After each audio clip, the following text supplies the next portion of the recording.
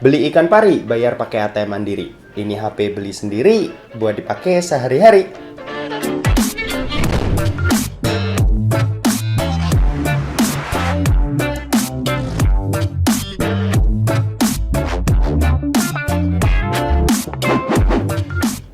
So, halo guys, balik lagi sama kuliah sore. Oke, ini adalah daily driverku selama 1 bulan belakangan ini. Yap, kalian udah bisa tebak kalau ini adalah Samsung Galaxy S21 FE. Alasanku pakai smartphone ini jadi daily driver tuh sebenarnya nggak diperhitungkan ya, alias tuh cuma kebetulan. Jadi ceritanya bulan lalu tuh aku pergi keluar kota dan kebetulan HP ini baru aja dibeli biar bisa sambil nyobain untuk bahan review dan nggak banyak-banyakin isi tas. Makanya aku pindah daily driver dari Z Flip 3 ke Samsung Galaxy S21 FE ini. Cuma setelah balik dari luar kota, kok rasanya males ya buat balik ke Z Flip 3 lagi. Dan ya udah, aku mutusin buat pakai S21 FE ini lagi sampai S22 series itu nanti keluar. Yang rencananya sih hari ini udah dibuka ya buat PO-nya. Oke, buat harganya sendiri S21 FE ini dibanderol dengan harga Rp8.999.000 buat varian yang 8/128 GB dan ada juga yang Rp9.999.000 buat varian 8/256 GB.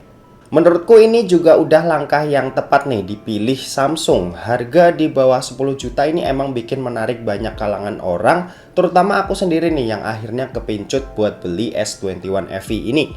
Nah, kalau ngomongin soal desain, S21 FE ini tuh punya bahasa desain yang mirip banget nih kayak S21 series lainnya yang udah rilis di awal tahun kemarin. Mungkin bedanya dari bump kameranya aja ya, yang kali ini nggak jadi satu sama frame di sisi-sisinya. Untuk material ini berbahan plastik, cuma masih tetap kasih feel yang solid. Kalau dipegang-pegang tuh mirip kayak HP Samsung seri mid-range, yaitu adalah Samsung Galaxy A52 dan Samsung Galaxy A72. Di sisi kanan ini ada tombol volume dan tombol power. Di sisi atas ada lubang mic. Di sisi kiri ini kosong, nggak ada apa-apa. Dan di bagian bawahnya ini ada SIM tray slot yang jenisnya ini dual SIM tanpa slot micro SD. Terus ada lubang mic, lubang charging USB-C, dan grill speaker yang jenisnya ini udah stereo pastinya. Oke, lanjut kalau ke bagian layarnya, Samsung Galaxy S21 FE ini tuh tetap kasih layar yang masih cakep. Panelnya ini Dynamic AMOLED 2X, resolusinya ada di Full HD+, dan luas layarnya ini ada di 6,4 inci yang menurutku udah jadi ukuran yang pas buat ukuran sebuah smartphone.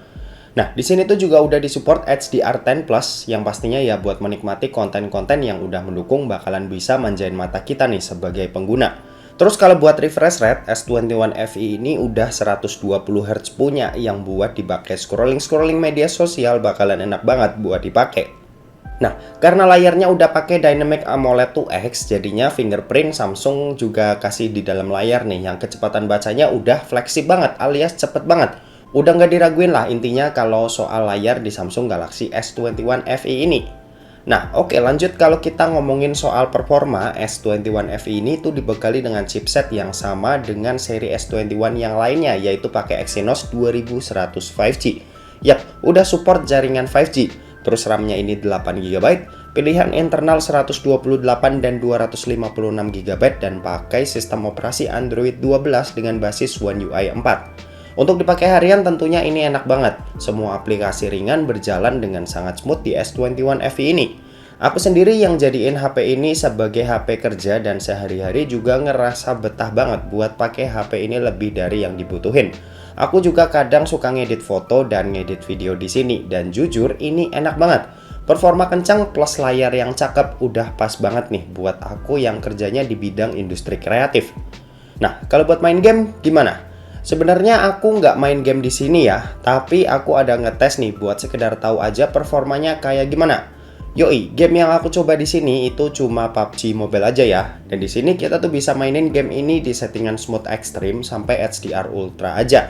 Dan sayangnya emang nggak bisa lebih tinggi. Cuma buat jalanin game sekelas PUBG Mobile di settingan smooth extreme-nya, aku udah ngerasa puas banget nih karena main di sini frame rate yang didapat udah cukup stabil di angka 55 sampai 60 fps. Di sini juga ada gyroscope hardware ya, jadinya buat yang emang suka main game pakai sensor ini tuh bakalan kebantu banget. Nah, kalau buat baterainya sendiri, S21 FE ini dibekali dengan baterai berkapasitas 4500 mAh. Kapasitas yang udah cukup pas ya buat ukuran smartphone di tahun 2022. Untuk daya tahannya sendiri ini di pemakaianku tanpa gaming juga udah cukup awet dan bisa bertahan seharian penuh. Sementara itu buat kecepatan ngecasnya sendiri ini ada di 25 watt yang buat isi sampai penuh butuh waktu 1 jam 10 menitan. Cuma saat di paket pembelian kalian tuh nggak bakalan dapet yang namanya adapter charger, alias tuh kalian harus beli sendiri. Ya ini mah udah tiru-tiru Apple lah. Oke, dan terakhir kita membahas soal kameranya. Jadi Samsung Galaxy S21 FE ini itu dibekali dengan setup triple kamera nih di bagian belakangnya. Pertama ada kamera yang beresolusi 12 megapiksel, terus ada telefoto 3 kali optical zoom 8 megapiksel, dan terakhir ada kamera ultrawide 12 megapiksel. Sementara itu buat di bagian depannya ini ada satu buah kamera yang punya resolusi 32 megapiksel. Buat hasilnya sih ini udah kelas flagship banget meski emang bukan yang terbaik. Hasil foto dynamic range-nya ini masih kerasa luas dimana di bagian shadow dan highlight-nya masih bisa kelihatan detailnya dengan cukup bagus. Terus saturasinya ini juga pas dan secara overall hasilnya ini udah cukup memuaskan buat smartphone di bawah 10 jutaan.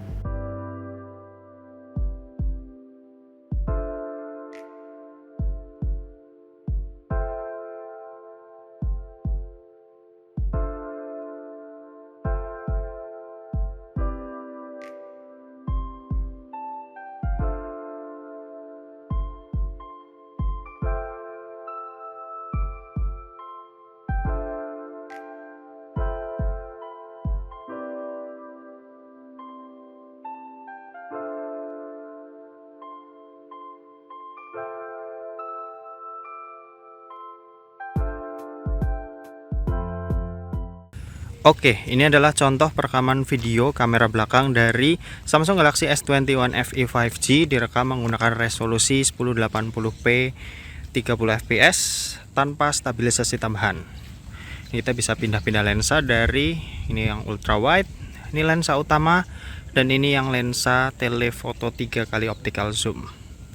Hasilnya seperti ini, dan kalau dipakai jalan yang ultra wide seperti ini.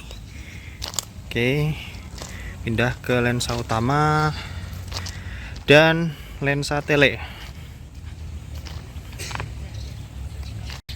Nah, kalau ini pakai stabilisasi tambahan, kita cuma bisa pindah-pindah mode dari lensa ultra wide ke utama aja. Kalau yang ini ultra wide, ini yang utama.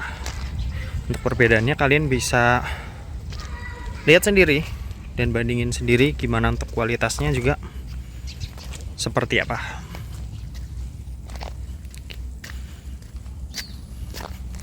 Oke, ini adalah contoh perekaman video kamera depannya dari Samsung Galaxy S21 FE direkam menggunakan resolusi 1080p 30 fps. Hasilnya seperti ini. Ini kondisi sore hari jam 5:30. Hasilnya seperti ini. Oke, untuk kualitasnya kalian bisa menilai sendiri lah ya. Untuk kestabilannya, ini kalau aku pakai jalan. Dan gitu aja. Oke, kita balik ke studio. Yuk.